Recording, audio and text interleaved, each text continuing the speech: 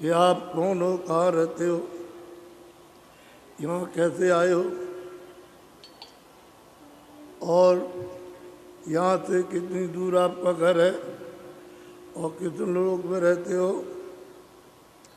हमको सब अलग अलग जो हमने पूछा बताओ, तो सब बताया। जितने प्रश्न किए थे सबका उत्तर दिया। फिर उन्होंने उस सूरत को ले जाकर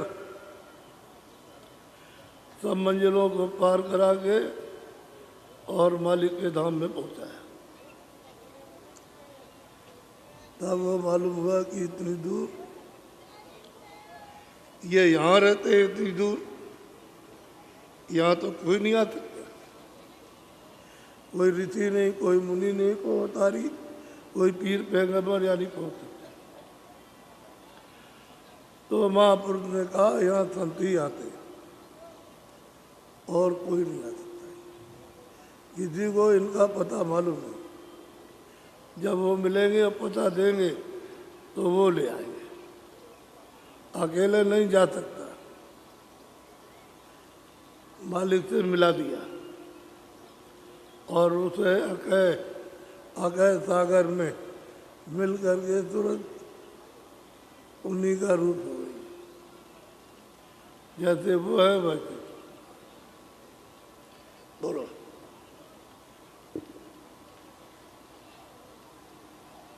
सुन कर सूरत अति हर खानी, चलो स्वामी मैं सब जानी। बहुत प्रसन्न हुई और सूरत ने कहा कि स्वामी चलिए अब हम जैसे ले चलेंगे वैसे चले।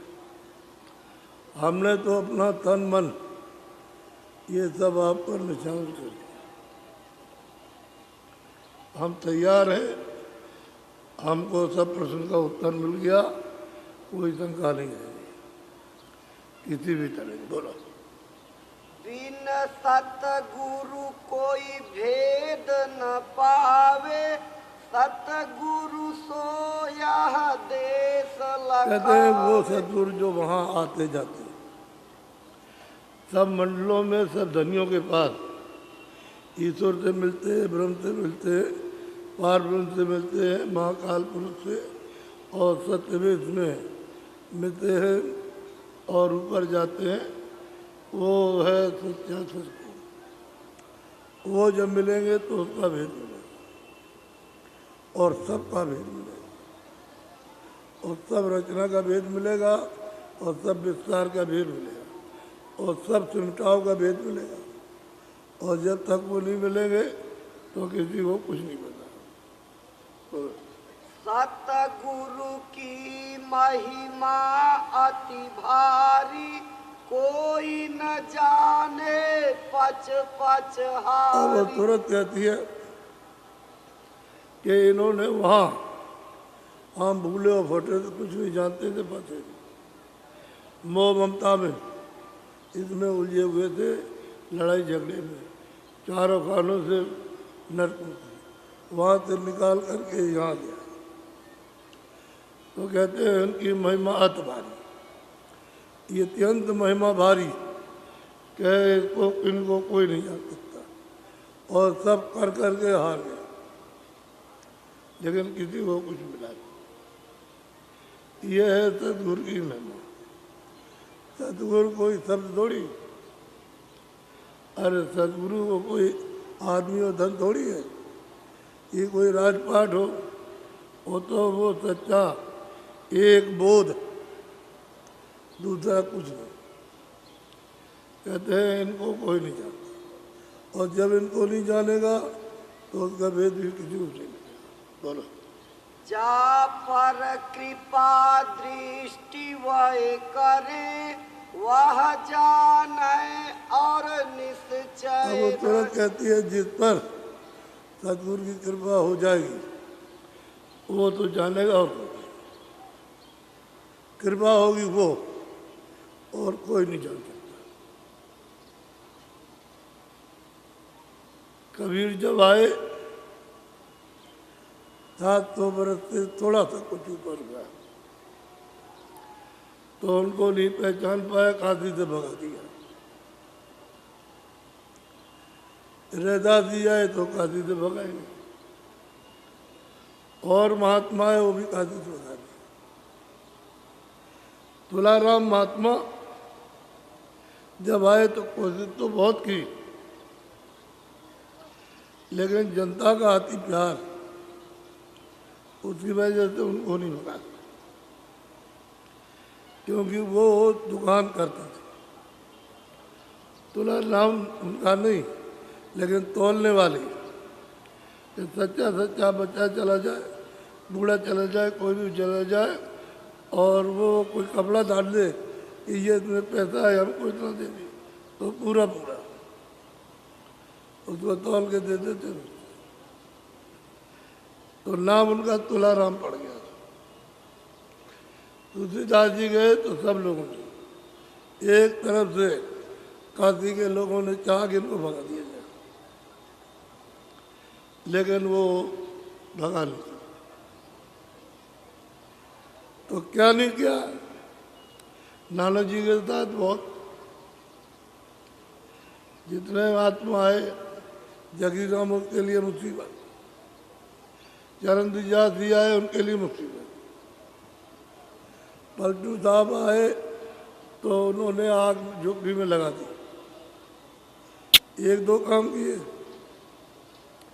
इन्हें महापुरुषों को सख्त तकलीफ थी, लेकिन उन्होंने कुछ आपने ऊपर नहीं लिया। दुनिया है जो काम करती है अपनी आज़ादी से करती है, तब के तब भटक गए और बिना उनके किसी को रास्ता नहीं मिला, अभी तक नहीं मिला। बोलो, कोई कोई जीव करे विश्वासा, कर प्रतीति वै धारे आशा। कहते हैं कोई कोई कई बिरला जीव मिल गया तो विश्वास करता, और जो वो बताते हैं उसमें थोड़ा बहुत विश्वास के साथ करता है, जिस तरह से करना चाहिए वैसा नहीं, थोड़ा थोड़ा। तो थोड़ा करेगा तो उसका वो पुण्य जमा होगा, उसके बल से प्रताप से आगे रास्ता उसको मिल जाएगा। कोई कोई, बाकी जीव कोई नहीं, कोई विश्वास नहीं करते, कोई बात सुनते नहीं। बोलो, संत वचन जो सच्चा माने, इस वाणी को सो सच जाने। कहते हैं संत वचन, उनको जो कोई भी सच्चा जाने और महापुरुषों की वाणी को पढ़े और इस पर यकीन विश्वास करे। बोलो, इक संशय मेरे मन आई, सो निर्णय कर कहो सुनाई। कहते हमारे मन में जीवों के प्रति शंका आ गई, कृपा कर दया करो, जीवों के लिए सुलझा दीजिए। सूरत पूछ रही है कि दया कर दीजिए, कृपा कर दीजिए, सब सुलझ जाए। बोलो, संत नाम तुम किसका गाओ, साध भेष दो भेद बताओ। अब तुरंत पूछते हैं कि आप किसको संत कहते हैं, दाढ़ी को, बाल को, घेरू कपड़े, या सफेद कपड़े, अंग्रेजी या हिंदी या संस्कृत पढ़ने वाला, या धनी आदमी या राजपाट कर, किसको आप संत कहते हैं? सूरत पूछती है कि ये भी हमारी शंका दूर कर दीजिए कि आप किसको संत कहते हैं, संत, सतगुरु, गुरु, ये सब, तो किसका नाम? क्या रुपया पैसा कोई संत है? दाढ़ी बाल कह लगे ये कुछ। बोलो, तब स्वामी बोले सुन लीजिए, कान लगाए चित्त अब। तो हमने कहा है तुरंत, तुमने जो पूछा वो ठीक पूछा, अब तुम कान लगा करके सुन लो। किस दे करके सुनो? तुम्हारे कान कहीं है, चित्त कहीं है, मन कहीं, बुद्धि कहीं नहीं, सबको समेट करके जो तुरंत सुनो। बोलो। संत कहे हम उनको भाई, सत्यलोक जिन सूरत समाई। कहते हैं कि देख तुरंत हम उनको संत कहते हैं जिनकी सूरत मनुष्य से चढ़ करके नाम के द्वारा और मतलब है ईश्वर और ब्रह्म पार ब्रह्म इन सबका दर्शन दीदार करती हुई और सतलोक में पहुंची, उनका नाम संत है। उनको दाढ़ी थे, बाल थे, गेरू कपड़े, सफेद कपड़े, उससे कोई मतलब, ये संत है। जो यहाँ नहीं पहुंचेगा वो संत नहीं, वो नहीं पहुंचेगा वो योगी नहीं है, और पहुंचेगा नहीं वो सिद्ध नहीं, वो सब कुछ। इसको हम संत कहते हैं। अच्छा हुआ कि तूने पूछ लिया, तो तुझको बता रहे। बोलो। चौथा लोक तीन के पारा, सत्य नाम सत गुरु दरबारा। अब कहते हैं महापुरुष देखो, सतलोक जो है वो यहाँ नहीं है। मृतलोक, स्वर्ग, वैकुंठ लोक, ईश्वर का लोक, ब्रह्म का लोक, पार ब्रह्म का लोक, और इसके पार वो सतलोक। यहाँ सतलोक नहीं है, न मृतलोक में, न स्वर्ग में, न वैकुंठ में, न ईश्वर के लोक में, न ब्रह्म के लोक में, पार में। यहाँ कहीं भी संत नहीं, ये लोक नहीं है। इन सब के परे वो धाम, उसको सतलोक कहते हैं। वो जब वहाँ पहुँचेगा, साधक अपनी जीवात्मा पहुँचाएगा, वो संत। ऐसों की से खोज करो, कहीं ना कहीं आपको मिल जाए। हिंदू में मिल जाए, ब्राह्मण में मिल जाए, क्षत्रिय में मिल जाए, वैश्य में मिल जाए, हरिजन में मिल जाए, मुसलमान में मिल जाए, ईसाई किसी में मिले, कहीं ना कहीं आपको मिल जाएगी। तुमको इससे मतलब क्या है कौन मुसलमान और कौन हिंदू है, और कौन मतलब ब्राह्मण, कौन क्षत्रिय? तुमको तो वो बोध और वो ज्ञान मिलना चाहिए उस सागर का। कहते हैं कि हम उसको कहते हैं। वहाँ कपड़े 1000 पहनो, जने 1000 पहनो, मैला, उससे क्या मतलब? वो तो अंदर जाने का रास्ता है। बोलो। संत सूरत वहाँ करे विलास, सतपुरुष सत शब्द निवास। कहते हैं संतों की सूरत वहाँ विलास करती आती जाती, वहाँ संदेशा लेकर के आएगी, संदेशा लेकर जाएगी। उन्होंने ही तो कहा कि यहाँ जीवों को बहुत तकलीफ, मारे जा रहे, काटे जा रहे, कोई सुनवाई नहीं, 84 में जा रहे, नरकों में जा रहे, और नरकों में नाना प्रकार की यातनाएं दी जाती हैं। 1-1 करोड़ बरस की सजा जब सुनाई जाती है तो कहा कि इनको 1 करोड़ बरस तक जलाते रहो। तो लगातार जलाते रहेंगे और जीव की आवाज़, सूरत की आवाज़ लाखों में तक जाएगी, कोई मैदान में बचाने वाला नहीं। फिर इनको ये सजा और भोगने के बाद उस नाम वाले नरक में जाओ, 50 लाख बरस इसको काटो काटो, तो 50 लाख बरस तक काटे जाए।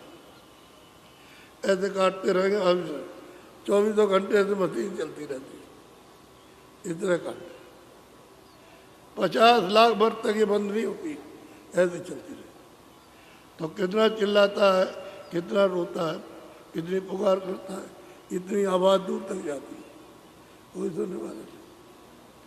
क्योंकि तुमने महात्मा की बात तो सुना नहीं, और उस पर तुमने विश्वास प्रेम नहीं किया, तो तुम्हारा जीवन है बेकार। बोलो। त्रिलोकी के आगे सुन्न, सुन्न के आगे है। अब वो परिचय देते हैं कि स्वर्ग के ऊपर, वैकुंठ के ऊपर और अंड पिंड ब्रह्मांड के ऊपर, कहते हैं कि वो त्रिलोकी मतलब आगे तुंड है, यानी 10वां द्वार और महाशून्य भवन, उसके आगे कहते हैं सतलोक।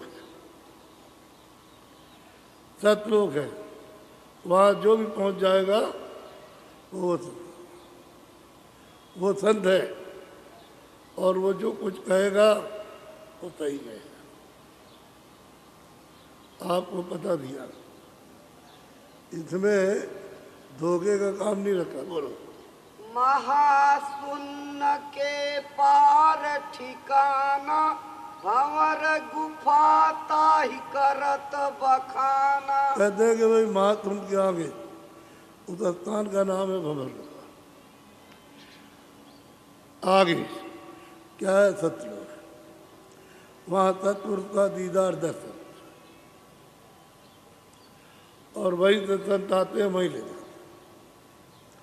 आगे अलग लोग, अगम लोग अलग जाओ, वो बहुत आगे, बहुत आगे। तो ये भेद किसी को मालूम नहीं है, तो उन्हीं को मालूम जो यहाँ आते। तो कहने लगते हैं चलो चलो, यहाँ कुछ नहीं, चलो चलो। ले आए, यहाँ आ गए, फंसा लिया, अब जाने का रास्ता नहीं। अब रो रहे हो, चिल्ला रहे हो, हमारा क्या होगा? अरे आपका वही होगा, ठगने का। सत्य नहीं, सत्य नहीं है, सत्य तो चलाए। बोलो। ताके परे लोक है चौथा, बिन वहाँ पहुँचे सब है थोथा। कहते हैं कोई भी वहाँ नहीं पहुँचेगा, वो सब थोथा, झूठा। जो पहुँच गया वो संत। अब ये पहचान परख, जब आपको सत्संग मिले, उनकी कृपा हो जाए, साधन करो, आपकी आँख खुले, कान खुले और चढ़ाई होने लगे, और जब ये देखो तब विश्वास हो ये आगे धाम है। ऐसे कैसे पता चलेगा? बोलो। संत बिना कोई वहाँ न पहुँचा, बिन वहाँ पहुँचे संत। कहते हैं संतों के बिना कोई वहाँ पहुँचा नहीं, और जो वहाँ नहीं पहुँचा वो कभी संत नहीं होगा। अब वो तो गृहस्थी घर की बात तो छोड़ के कोई भी हो। संत भेद सब निर्णय कीन्हा, साध भेद अब तुम। अब वो कहते हैं कि देख सूरत, संतों का तो हमने तुझे भेद की पहचान दी कि असली संत कौन है, जो वहाँ पहुँचा, और जो कोई भी वहाँ नहीं पहुँचा, वो किसी जात में कोई भी हो, वो संत नहीं। ये तो हमने निर्णय कर दिया। आप साध किसको कहते हो? उसको सुन ले। बोलो। संत मते का निश्चय करे, सूरत शब्द के मार्ग चले। कहते हैं भाई संतों का आपको विश्वास हुआ निश्चय, ये भाई संत हैं, जो बताते हैं करना चाहिए। थोड़ा बहुत जो रास्ता बताया उसको कभी करते भी हैं, कभी नहीं करते, कभी करते, कभी नहीं करते। इन्हें हर रोज नहीं करेंगे, 2-4 दिन 10 दिन छूट जाएगा, फिर 2-4 दिन 6 दिन करेंगे, फिर उसके बाद छूट जाएगा। ये उनकी डिग्मिग स्थिति रहती है, करने की न करने की। इसके बारे में कह रहे हैं भाई संत किसका नाम और साथ किसका? बोलो। जाय त्रिवेणी मंजन करे, सुन्न सरोवर त्रिकुटी परे। कहते हैं जो भी कोई यानी त्रिकुटी के ऊपर जा करके मानसरोवर में स्नान करता और शब्द रूप तुरंत हो जाती है, और उस स्नान करने से उसका तेज यानी प्रकाश बहुत बढ़ जाता है। बोलो। साध नाम हम या को गाई, बिन साधे यह साधु न कहते हैं ये भाई। साध है जो त्रिवेणी में स्नान करता और उस त्रिकुटी के ऊपर और फिर ये कलमल के सब कले डो डालता है और कारण भी से बाहर हो गया, आसान कर लिया है तो साथ है, ये साथ है, संत नहीं साथ है, लेकिन इनकी भी पहुंच बहुत बड़ी होती है। योगेश्वर के सामने कुछ नहीं और ऋषि मुनि के सामने कुछ नहीं है, जो करते हैं साधना वो भी कुछ नहीं, त्यागी बैरागी कुछ नहीं, साथ इतना बड़ा ऊंचा स्थान है।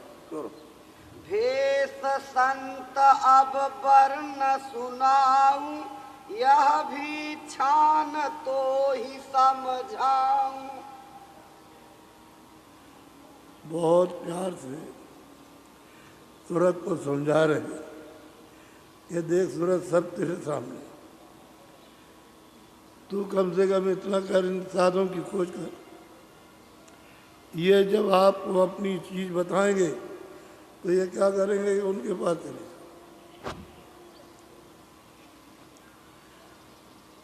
बाबर आया तो उसने 12 भक्ति में पूछा कि यहाँ कोई साधु महात्मा फकीर रहते हैं? तो किसी हिंदू ने कहा कि वहाँ जाओ जहाँ राम की जन्मभूमि उसमें रहती है। तब तक एक मुसलमान मिला, उनका तुम वहाँ तो बाद में जाना, लेकिन वहाँ चले जाओ, रानो पाली में फकीर रहते हैं और वो तुमको दुआ दे देंगे, तुम्हारा काम सफल हो जाएगा। तो ये सिपाही लेकर घोड़ों में सवार हो गया, 2 मील दूर घोड़े से खड़े कर दिए, उतर गया, वही बांध दिए और पैदल गया। पैदल गया, जब वहाँ मिल गए तो उनको उसने उसी तरह से प्रणाम किया, आगे साष्टांग, आगे हाथ कर लिए और सीना जमीन पर पूरा लेट गया, लेट करके हाथ। उन्होंने पूछा कि कैसे यहाँ आए? कह लगे हम दुआ लेने आए। तो अच्छा, तो परसों आना तो हम बताएंगे। तो बाबर के पास एक जब चला था अपने अड्डे से तो एक साल लेकर के आया, तो वो फकीर को उसने बैठ कर दिया, उसी के सामने फकीर ने ऐसे उठाया और आग जल रही तो उसमें डाल दिया और वो जल गया उसके सामने। तो उसको बड़ी चोट लगी अंदर कि हमने बहुत मोहब्बत से फकीर साहब को साल दिया और ऐसा साल है भी नहीं और अपने देश से लाए थे। तो इन्होंने लिया और पकड़ करके हाथ में सामने रख दिया और जल गया, उसके सामने जल गया। तो बड़ा मन में विकार कि अब दुआ नहीं मिलेगी, क्योंकि हमारी चीज ली नहीं, जो मोहब्बत प्यार की थी, तो दुआ मिलेगी। ये गया जब वहाँ और रात को जब सोया तो वो साल इसके सिराने रखा। इसने देखा कि साल तो मैं वहाँ ले गया था, एक ही साल था और मैंने फकीर साहब को दिया और मेरे सामने उन्होंने जला दिया। ये भी नहीं कि मेरे पीछे जलाया, और वो सब जल करके जो उसकी राख थी उड़ के ऊपर की। इस साल तो ये वही है, दूसरा कोई। तो कहने लगे ये कोई और बात है। मालूम होता है कि फकीर सिद्ध है। तो फिर वो उन्होंने बताया, तो जिस दिन उसी दिन फिर चला, फिर आया, आकर के घोड़े उसने खड़े कर दिए, सवारों को उतार दिया, कहा हम अकेले जाएंगे, और आया फकीर साहब से प्रणाम किया, दंडवत किया और बैठ हाथ जोड़ के बैठ गया। उन्होंने कहा तुम क्या चाहते हो? कह लगे यहाँ कैसे आए? कह लगे न्याय और रक्षा के लिए आए।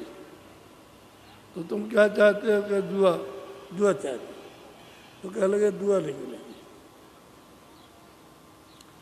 उसने कहा दुआ नहीं, यहाँ नहीं मिलेगी। वो हमारे वहाँ जो है गुरु रहते हैं, उनके पास जाओ, वो दुआ देंगे आप। देखो फकीर कितनी गुरु की यानी कितनी महात्मा फकीर की इज्जत करते हैं कि वहाँ जाओ वो दुआ देंगे। ये फौरन गया पैदल, घोड़े में ही खड़े रहे, उनसे गए यहाँ कैसे आए हो? कि हम दुआ लेने आए। किस बात की? कि हम न्याय रक्षा देना चाहते हैं, हम सफलता चाहते हैं कि जाओ तुमको दुआ दी जाओ, तुम अपने काम में सफल हो जाओ। बस उसने प्रणाम किया और प्रणाम करके आया और घोड़े और सवारों को लिए साथ लौट गया। फिर उसने चढ़ाई की तो चढ़ते करते चला गया, बिहार तक सफल हो गया। सफल हो जहाँ भी गया वहाँ सफलता। तो कहने का ये मतलब है कि वो जो महात्मा रहते थे पूरे थे, और वो जो वहाँ था वो अधूरा था। तो उसने कहा कि तुम पूरे के पास चले जाओ, वहाँ दुआ मिल जाएगी। तो चला गया तो उनकी कितनी बड़ी इज्जत कि उसने कुछ नहीं कहा, उनके पास दे दिया। वो जानता था कि हम अधूरे हैं, हम कुछ कह देंगे ठीक नहीं, हम उनके इतने मुरीद हैं। वो है मुर्शिद, वो जो चाहेंगे तो कर लेंगे। तो सेवक क्या जाने, वो तो आदेश का पालन करता है, जब पूरा हो जाएगा तभी जान तो लेगा, लेकिन गुरु की सदा मर्यादा, सदा इज्जत करेगा। ऐसे ही सूरत को सब समझा रहे। बोलो। संतन की बानी जो पढ़ते सूरत शब्द का निश्चय। कहते महापुरुषों की बाणी को जो पढ़ते हैं और सूरत शब्द के जोड़ने में जो नित्य विश्वास रखते हैं और कभी करते हैं कभी नहीं करते, कभी भजन किया कभी नहीं किया, कभी 10 मिनट किया कभी 5 मिनट किया, और कभी छोड़ दिया, 4 दिन नहीं किया, 10 दिन नहीं किया, लेकिन संतों की वाणी पर विश्वास और जो बताया विश्वास करते। बोलो। संत शरण जिन दृढ़ कर पकड़ी कर विश्वास सूरत जिन कहते जकड़ी। संतों की शरण जिसने ले ली और उन पर पूरा विश्वास हो गया कि जो कुछ भी अच्छा या जो कुछ भी करेंगे वो यही करेंगे, बहुत विश्वास करते। बोलो। बिना संत नहीं और भरोसा करम भरम तज चित को। कहते हैं कर्म भरम जो भी किया कर्म ने सबको त्याग दिया और संतों पर भरोसा करते हैं। जो वाणी लिखी है उनकी उस पर भरोसा करते हैं, कभी करते हैं कभी नहीं करते, कभी अभ्यास करते हैं सूरत शब्द का और कभी नहीं, कभी ध्यान किया कभी नहीं किया, कभी तुरंत कर लिया कभी नहीं किया, लेकिन विश्वास है कि हमारी रक्षा करेगी। बोलो। सूरत शब्द मार्ग कुछ साधे जितना बने उतना आरा। कहते हैं कि सूरत शब्द मार्ग का वो पालन करते हैं और जितना उनसे हो सकता है उतना करते हैं, ध्यान भजन जितना भी हो सकता है उतना करते हैं। बोलो। इनका नाम भेख तुम जानो प्रीति करो इनसे। कहते हैं कि ये है भेख, ये भेख है, भेषधारी, ये भेष है। इनसे कहते हैं कि तुम मोहब्बत प्यार करो और इनकी सेवा से अति फल मिलेगा कि धीरे से तुमको साथ मिल जाएंगे और साथ से संतों के पास पहुंच जाओगे। ये भेख है, जैसे कपड़े घेरू सफ़ेद कपड़े, इसी तरह से ये भेख है, ये भेषधारी है। रंगे कपड़े सफ़ेद कपड़े घेरू पहले, ये भेषधारी नहीं है, ये भेषधारी है, इनको कहते हैं। बोलो। चाहे बस तर रंग घर को छोड़े, चाहे घर रहे मन को कहते हैं मोड़े। चाहे कोई सफ़ेद या काला या पीला या कोई लाल कोई भी कपड़ा पहन ले, घर को छोड़ दें और ये काम करते हैं, सूरज शब्द का अभ्यास और संतों पर पूरा भरोसा विश्वास करते हैं, तुम्हारा काम होगा। आप चाहे घर में रह चाहे बाहर रहे, वहाँ भी कर सकते हैं, घर में भी मन मोड़ सकते हैं, ऐसे भी मोड़ सकते हैं, घर में भी मोड़ सकते हैं। ये भेक है, इनसे तुम प्रीत करो और कभी आ जाए तो मतलब इनकी सेवा कर दो। बोलो। जिनकी नहीं धारणा ऐसी, घर को छोड़े होए पर। अब महापुरुष कहते हैं कि हे सूरत, तुमने पूछा ठीक, जिनकी धारणा न संतों में, न उनकी वाणी में, न वो सूरत शब्द का अभ्यास, न शब्द में और न उसमें, और घर छोड़ दिया और भेद बना लिया और बाहर चले गए तो घर के लोग रोते ही रह गए। ऐसा करते तो फिर भी, लेकिन वो तो कुछ किया नहीं, इधर उधर 2-4-10 बातें उन्होंने सीख ली, बस वे बनाया घूमने लगे। बोलो। कपड़े रंग बातें बहु सीखी, जग को ठगाए कहावाएं भेद। कहते हैं कपड़े उन्होंने पहन लिए, किसी भेद के पहन लिए, भेददारी के, और बातें थोड़ी बहुत जान ली और बस लोगों को जगह जगह ठगते फिरते, बात बना करके ठगते। बोलो। कर्म लिखी वह भोगए अपनी, भर मत फिरे पहिन कर कहते हैं कर्म लिखी, अरे घर भी छोड़ लिया, कुछ करते भी नहीं और दूसरों का खाते हैं और ठग करके उनको डांटते फटकारते हैं कि तुम्हारा ये हो जाएगा, तुम्हारा ये हो जाएगा, और हम संत हैं। बेचारे गरीब तबकी कातकार सहते हैं, क्या करें, वो उनको तो कुछ मालूम है नहीं है, और बस कहते हैं ठगते फिरते रहते। बोलो। उनका नाम भेख नहीं होई, वह पाखंडी जानो सो। अब तुरंत को समझा रहे हैं कि तुरंत ये देख नहीं है, इनको ये समझो पाखंडी डोंगी है, इनसे किसी भी जीव का भला नहीं होगा। कोई किसी का तो भला होना चाहिए, किसी का नहीं, इनको खुद को अपना भला नहीं, ये खुद ही नरकों में 84 चले जाएंगे, इनको पता ही नहीं। गुरु अंधा और चेला बहरा और हो नरक में ठेला,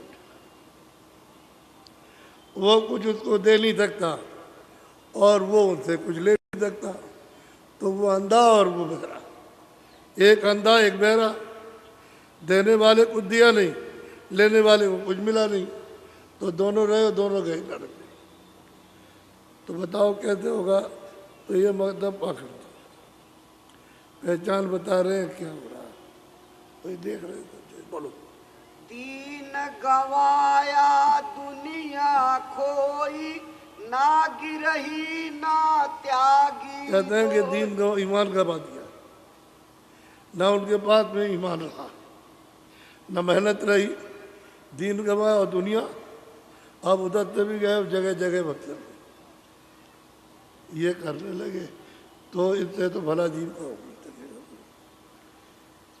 दीन गवाया दुनिया कोई, ना वो गिराई हुआ ना त्यागी, घर छोड़ के भी कोई लाभ नहीं, घर में रह करके भी कोई लाभ नहीं। बोलो। जम के द्वारे धक्के खावे, नरक पड़े 84। कहते हैं भाई कहाँ जाएंगे दम के द्वार, वहाँ उनको यातना मिलेगी, जब वहाँ सजा पूरी हो जाएगी तो वे 84 में डालेंगे, तो मनो शरीर कितने जुगों के लिए फिर नहीं मिलेगी। अब आप हमेशा सोचो कि आपका भला कैसे होगा, आपका तो कहीं होते होने वाला नहीं। बोलो। गिरही जीवन बहुत सतावे, खावे पीवे आओ धमका। कहते हैं गृहस्थों का जो जीवन है मेहनत मशक्कत का, वो बेचारे रहते हैं तो खाते पीते भी हैं, वही धमकाते हैं, तुझे शराब दे देंगे तो ये करेंगे, ये करेंगे, तो बेचारे क्या करें, वो सहते रहते हैं कि भाई जो कुछ करो, हम तो कुछ कर नहीं सकते, हम तो ग्रस्त था, तुमने अंधी है। जो हो गई सेवा सो कर दी, लेकिन और उसको धमकाते डरवाते। बोलो। पूजा अपनी बहुत करावे, धन खेचे व्यापार कहते हैं बहुत बढ़ावे। पूजा कराते हैं और धन इकट्ठा कर लिया, व्यापार चलाते, व्यापार चलाते। धन इकट्ठा हो गया, किसी को ब्याज पे देंगे, कोई और को दे देंगे, और उससे मतलब ये काम करेंगे। ये नहीं कि जिस काम के लिए तुमने लिया था उसमें लगा देते, तो वो बात है ही नहीं। जब कुछ साधना होती, कुछ रास्ता होता, तब तो ठीक था। और रास्ता उनके पास में अंधेरा है, आंखों के सामने अंधेरा, न सुनाई देता न दिखाई देता, और क्या होगा क्या नहीं होगा। बोलो। साध संत अपने को कहे, गृहस्थ विचारे उनकी। अब हे सुरा, तू ये सोच कि साध संत तो कहते हैं चिल्ला चिल्ला के, लेकिन अब पहचान वो कैसे करें?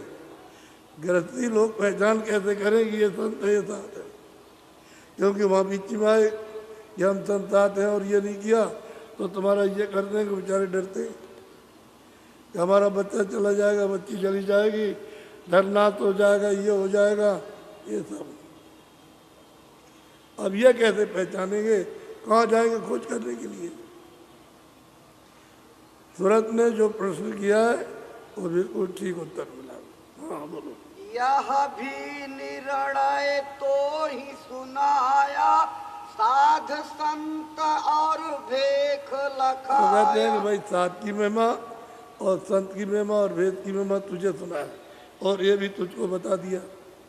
अब तू अपना निर्णय कर ले, अब तुझे निर्णय करना है। बोलो।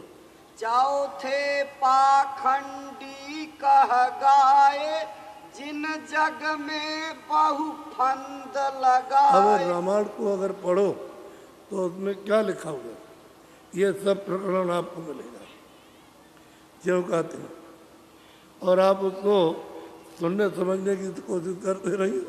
ऐसे ही मतलब ये पढ़ लेते हो, उसका लाभ कुछ नहीं होता।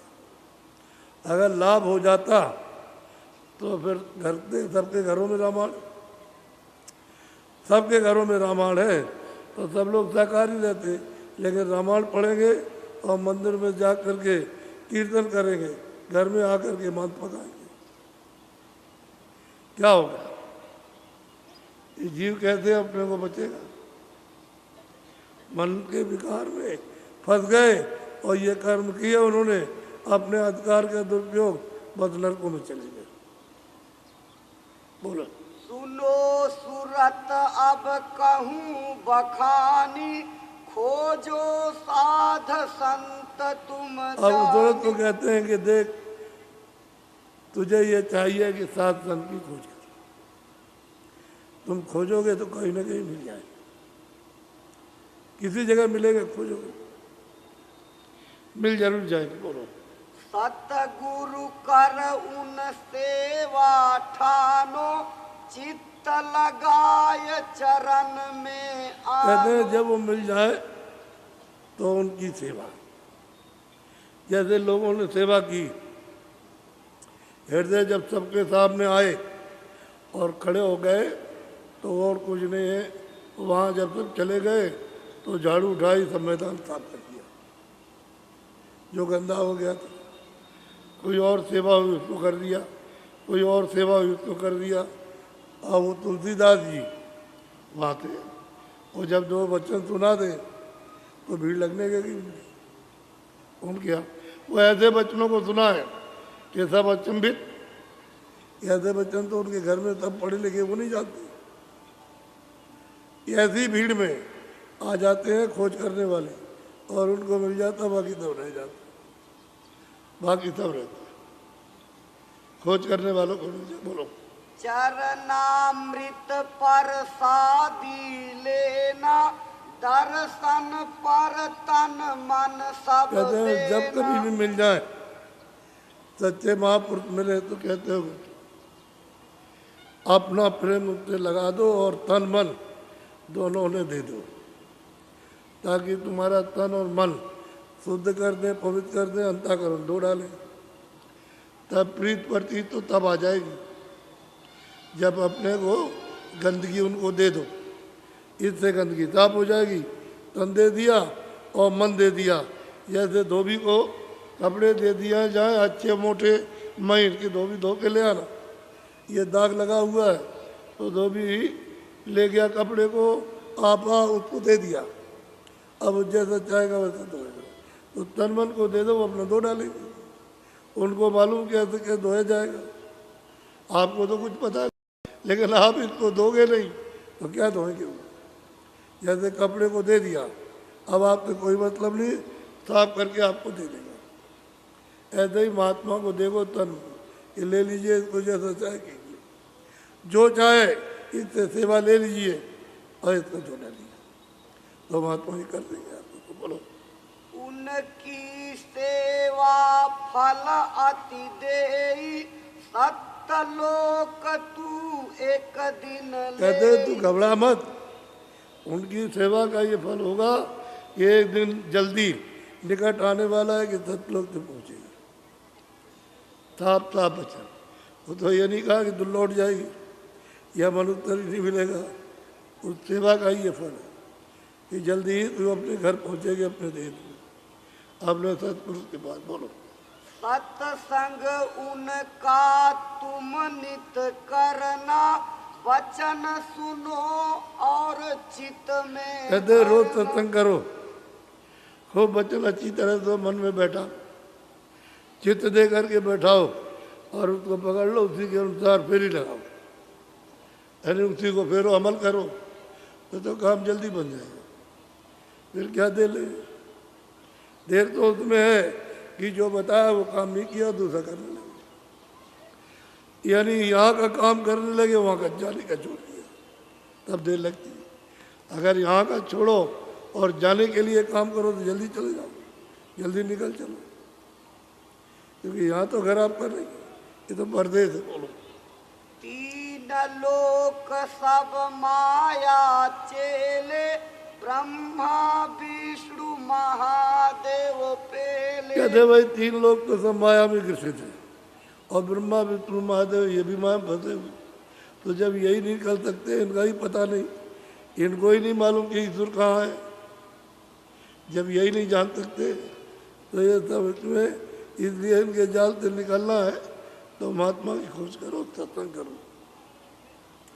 बस सत्संग करते करते सब कपड़ा साफ हो जाएगा, जितना भी चिट्टा दाग होगा सब निकल जाएगा और आपको पता भी नहीं चलेगा। जैसे ही दो दाग के साफ हुए तो मन और बुद्धि और चित्त और अंतःकरण और जीवात्मा बिल्कुल निर्मल, सो जन्म हो पावे, वो मुझे प्राप्त करता है।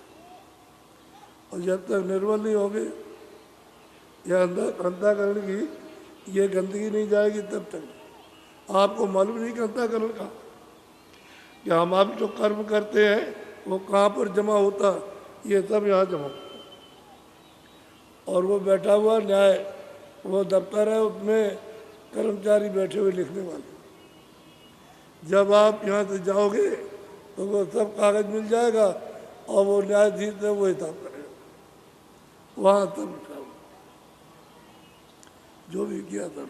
बोलो, तीन लोक अंतर और बाहर, काल बियापा देखा बस जाए। कहते हैं भाई तीनों लोग उसकी छाया है, ऊपर में तो चेतनता, नीचे छाया, इसीलिए कहा अंदर और बाहर। जब अंदर चलो तो आपको दिखाई देगा तीन लोग, दिव्य नेत्र से, ज्ञान चक्षु से, और बाहर रहो तो छाया देखो चर्म आँखों से और चर्म कानों से सुनो, चर्म नाकता से ये सुनो। उधर एक आँख एक कान एक नाक, इधर दो आँख है दो कान है दो नाक है शरीर में, तो अंतर हो बाहर, ये तीन लोगों का नक्शा है। बात बोलो, बिन सत गुरु सत नाम, बिन कोई न बाँचे जीव। हाँ, वो कहते हैं महापुरुष के सूरत बिना सतगुर और बिना सतनाम के कोई नहीं बच सकता।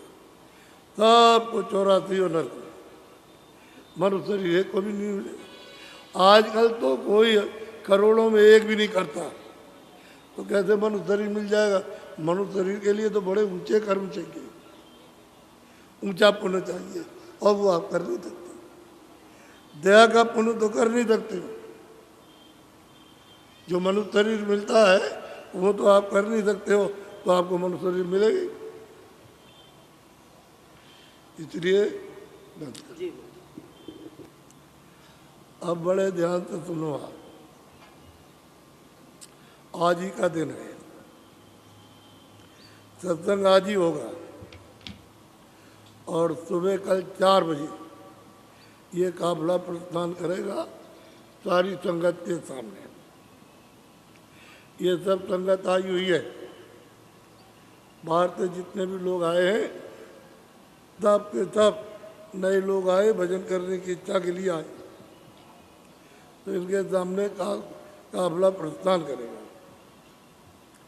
आज ही सत्संग शाम तक है, तो अभी लोग चले आ रहे हैं, अभी दोपहर के बाद आएंगे, अभी शाम के वक्त आ जाएंगे, और कल इनको नामदान मिलेगा नहीं, तो ये बड़ा पश्चाताप करेंगे कि हमने तो समझा था कि आज मिल जाएगा, तो मैं शाम को नामदान दूंगा।